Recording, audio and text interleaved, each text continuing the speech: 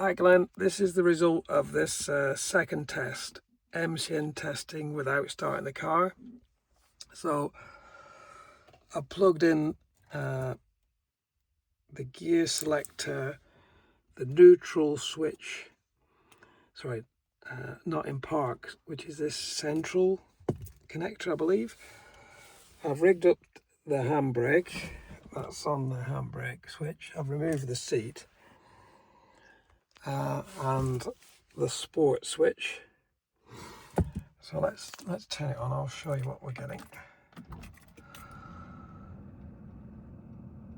So immediately getting gearbox fault, but it clears as expected. I'm getting the check engine light.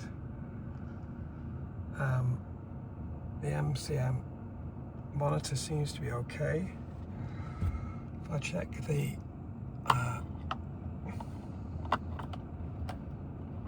MCM, so I'm not, the handbrake is off, but I've got the handbrake light on for some reason. That handbrake light seems to remain on no matter what, so I'll pull the handbrake on. You'll see the MCM will sense that now. So the parking brake is on. Also the sport switch, there's no light on it.